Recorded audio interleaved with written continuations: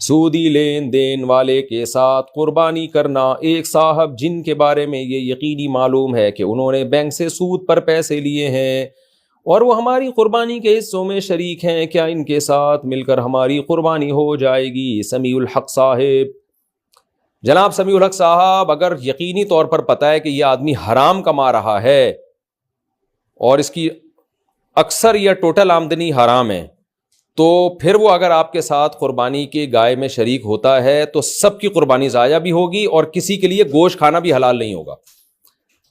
تو اس لیے اگر پہلے سے پتہ ہے تو احتیاط کریں۔ لیکن جو آپ نے پوچھا ہے کہ ایک آدمی سود پہ پیسے لیتا ہے، تو بینک سے جب آپ قرضہ لیتے ہیں تو خوب سمجھ لیں وہ قرضے کی رقم حرام نہیں ہوتی، حرام وہ رقم ہوتی ہے جو سود آپ بینک کو دیتے ہیں، خوب سمجھ لیں۔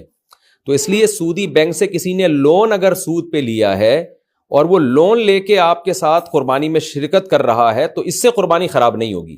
ہاں، سودی قرضہ لینے کا کبیرہ گناہ اس آدمی کو لازمی ہوگا۔ تو اس لیے خوب سمجھ لیں کہ سودی لون لینے سے قربانی حرام نہیں ہوتی۔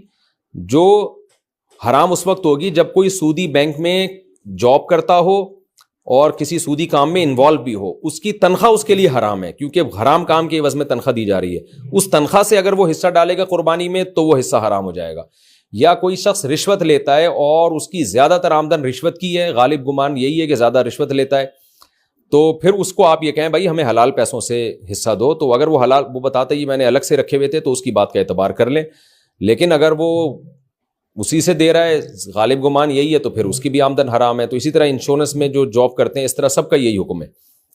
تو اسی طرح اگر کوئی کسی کو قرضہ دیتا ہے اور اس پہ سود لیتا ہے اور اس رقم سے قربانی کرتا ہے تو وہ بھی حرام ہو جائے گی۔ تو لون کا حکم الگ ہے اور سود لینے کا حکم الگ ہے، دونوں میں فرق نہیں کرتے لوگ۔